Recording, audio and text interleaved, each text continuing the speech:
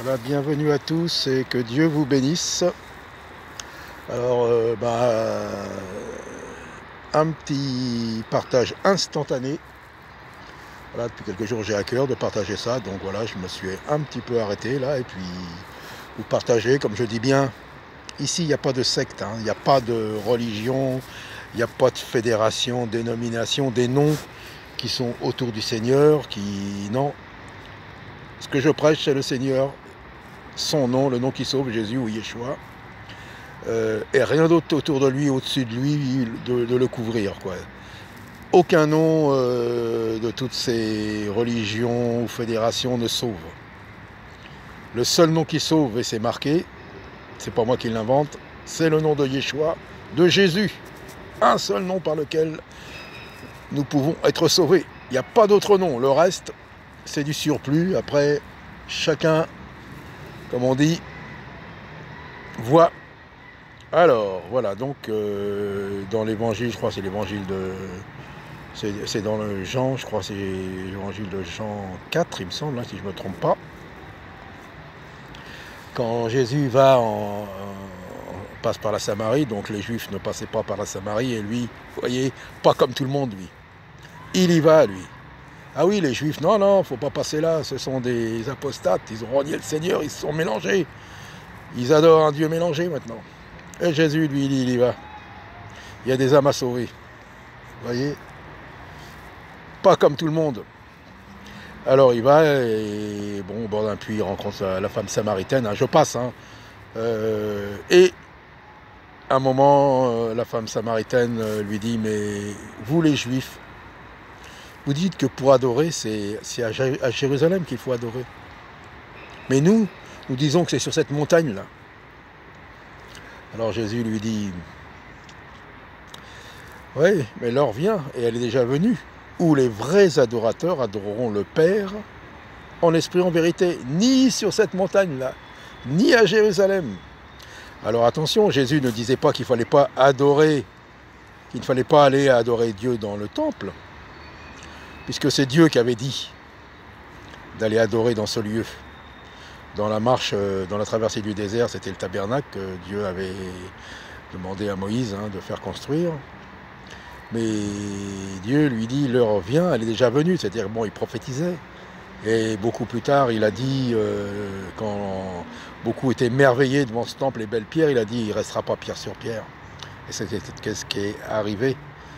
Le temple, pour adorer le temple, dans le temple, c'était une, comment dire, un symbole de ce qui allait devenir, que nous allons devenir le temple de Dieu, et que nous l'adorons à l'intérieur, avec son esprit qui habite en nous. Alors vous voyez, l'esprit religieux était déjà là. Ah non, nous c'est à Jérusalem, nous c'est sur cette montagne, et nous c'est ceci, cela, et maintenant.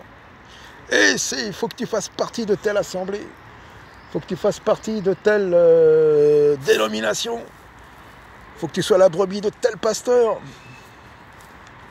Alors comme je dis, hein, chacun fait comme il veut. Hein.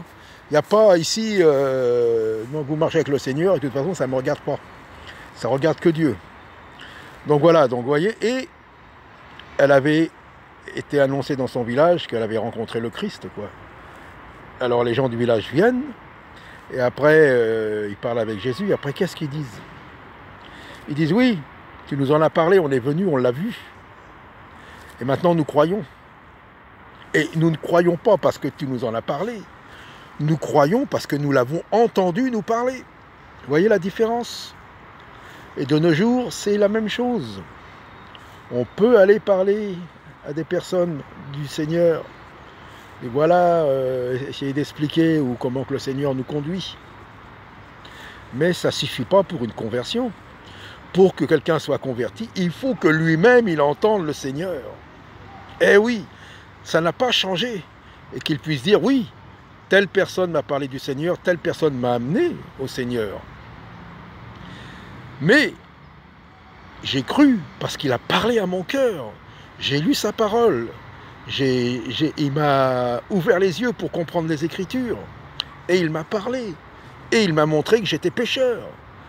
Et comme c'est marqué dans la parole, dans la Bible, eh ben, je me suis repenti, j'ai lui demandé pardon, il m'a pardonné. et je fais partie de son troupeau. Voilà. Alors je répéterai toujours la même chose, parce qu'il n'y a pas d'autre, hein. Bon, moi, hein, ça sera toujours pareil, il n'y a rien de nouveau, hein, mais voilà, c'est ça, et c'est toujours valable. Toujours valable. Et malheureusement, beaucoup, hein, moi je fais partie de ci, ah mon pasteur, il est extraordinaire, oh là là, vous avez vu, quand il prêche, ah il a l'autorité, ah il chasse les démons, hein, et ceci et cela, et mon pasteur ceci, mon pasteur a dit ça, et l'autre il a dit ça, et le prophète est venu, et la prophétesse est venue, et ils ont fait ceci, et ils ont fait cela, et ils ont dit, et Dieu leur a dit. Mais est-ce que tu sais que si c'est vraiment Dieu qui leur a parlé? Pour le savoir, il faut que Dieu te parle. Et pour que Dieu te parle, je me mets dedans, hein, et pour que Dieu nous parle, il faut que nous soyons dans la sanctification, dans la sainteté, que nous pratiquions ses commandements, que nous prions, que nous lisons sa parole, et là Dieu nous parle.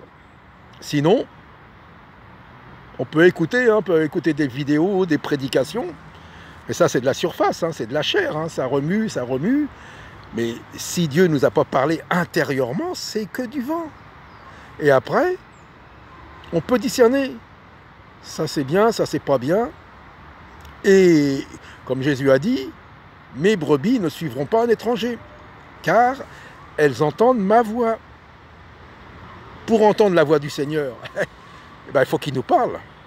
Donc voilà, donc c'est simplement ce que je voulais vous partager. N'y voyez aucune critique, aucun jugement. Simple constat, c'est pour moi aussi. Je me mets dedans, hein, parce que c'est bien beau, ouais, tu fais ceci, tu fais cela, mais d'abord c'est nous-mêmes, moi-même, hein, que je dois me prêcher moi-même, à moi-même. Au lieu de regarder la paille et de ne pas enlever la poutre que j'ai. Donc voilà, en toute simplicité, en tout cas que Dieu vous bénisse, et comme je le répète toujours, si vous êtes dans les problèmes, dans les épreuves, du moment que vous marchez avec le Seigneur, ne vous inquiétez pas, vous allez tenir. Il y a la tempête, ne vous inquiétez pas, Jésus semble dormir, vous inquiétez pas, comme dans la barque. Ils sont inquiétés, il dort le Seigneur, ben il dormait pourquoi? Ne s'inquiétez pas, il y a une tempête, il ne s'inquiète pas. On va tous s'en sortir. Alors si on est avec le Seigneur, ne nous inquiétons de rien. Le Seigneur est là, il veille sur nous, il nous conduit. Allez, à bientôt et que Dieu vous bénisse.